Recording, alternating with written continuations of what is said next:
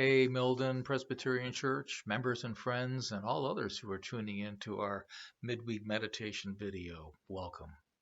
Glad you're here. Today is Wednesday, May 13th, 2020. And in this midweek meditation format, we got started just during the pandemic, and it has been received very well. Many of you have really sent some very nice thoughts along about how valuable these are for your own edification, and I that makes me feel good. That gets me right there. Um, Often I use this meditation to talk about the biblical passage or passages upon which I'll be preaching for the coming Sunday.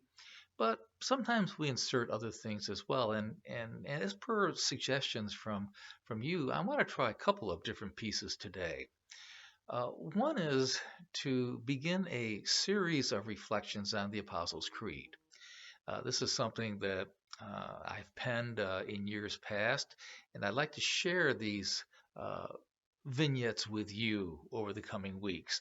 The Apostles' Creed is way too complicated to do in just one 10-minute piece, but I'll take bits and pieces of the Creed and we'll look at them each week over the next several weeks.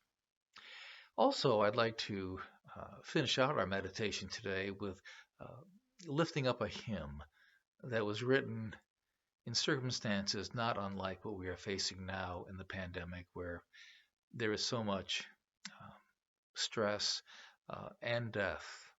And it's a hymn that is remarkably joyful, grateful, even though it was created in the midst of very dark circumstances. We'll finish out with that. But first, let's look at this piece on the Apostles' Creed. The Apostles' Creed is used almost every Sunday at Milden Presbyterian Church, and we are not alone. Untold numbers of churches do the same, both Protestants and Roman Catholics. The only ones in our Christian family who do not are the Eastern Orthodox brothers and sisters.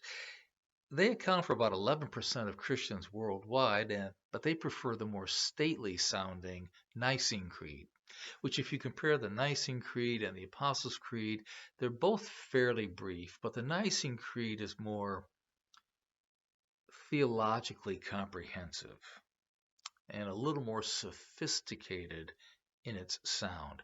But what they cover is essentially the same thing: Father, Son, and Holy Spirit.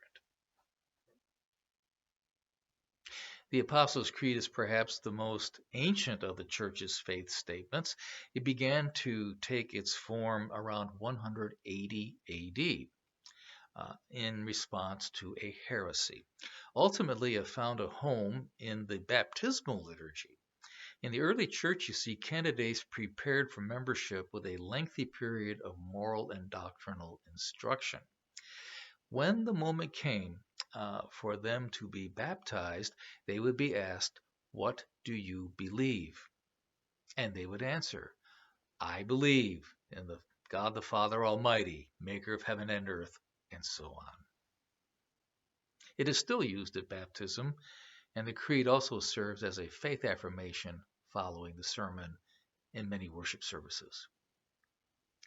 The creed covers an amazing array of beliefs in just a few phrases.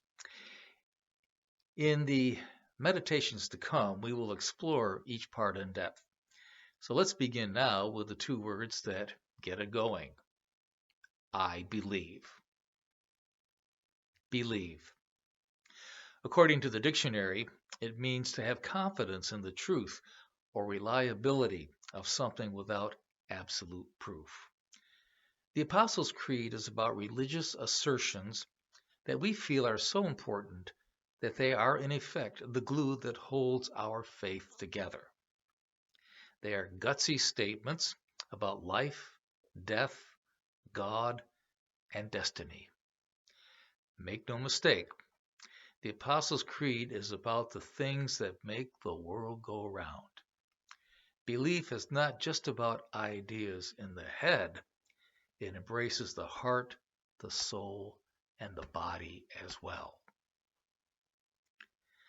Finally, we note that the creed begins with I believe, not we believe, not they believe, or that some believe. A portion of the creed's attraction, I feel, comes from this personalized element. It is about each of us individually. It is about what I hold to be true in the deepest recesses of my soul. There's a challenge here. Does the creed speak for you? Can you affirm its assertions with all your heart? The invitation is hereby extended to each and every one of us. Let us listen and learn as we explore the creed in the coming weeks. When all is said and done, may each of us be able to confess strongly and fervently that I believe in everything it has to say. The Apostles' Creed. I believe. I mentioned also that there is a hymn that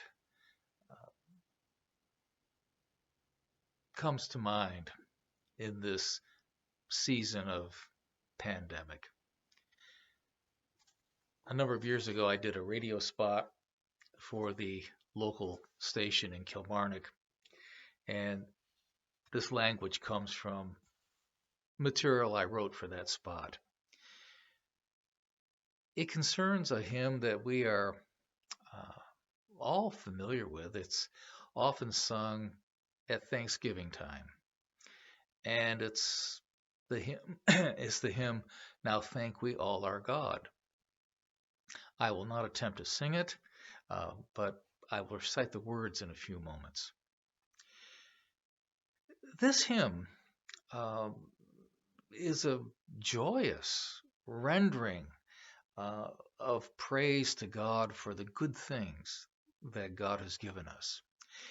But the circumstances under which this hymn really need to be lifted up, and it makes the hymn even more remarkable in its impact.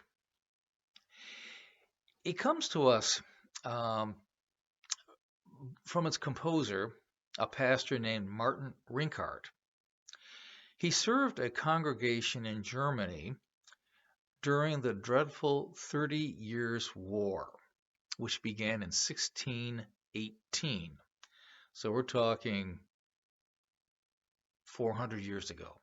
400 years ago. They had a war that went for 30 years in Germany, and it was absolutely devastating. In that time period, the German population was reduced from 16 million to 6 million. In other words, they lost over half their population due to war and famine and illness. In 1 year alone, Pastor Rinkert buried 4,480 people, one of whom was his own wife. He could have easily become embittered, angry, and anti-God. How could God allow this sort of thing to happen? It's the perfect time for him to raise that question. And yet in 1636, in the midst of all of this, he penned this resolute and joyful hymn of praise. Such was his ability to see God's goodness and grace even in the midst of so much sorrow. Let me read those words to you today, or at least the first two verses, to get a feeling for what he said. Now remember, here's a man who has buried so many people, and he has seen death all around him since 1618. So in 1636, he's been into it 20 years. 20 years of devastation. Now thank we all our God with heart and heads and voices, who wondrous things has done, in whom this world rejoices, who from our mother's arms has blessed us on our way with countless gifts of love, and still is ours today. O may this bounteous God through all our life be near us, with ever joyful hearts and blessed peace to cheer us, and keep us in his grace, and guide us when perplexed, and free us from all ills, including COVID-19. That's my insertion. And free us from all ills in this world and the next. How can a person be so joyful in a situation that is so grim? This is a testament to how the Spirit can help us see the good even in the midst of the bad. There is that light that shines in the dark. This is a gift from God. I mean, human eyes can't see this, but the Spirit of God can help us to see the good, even when everything around us suggests that there is no good at all.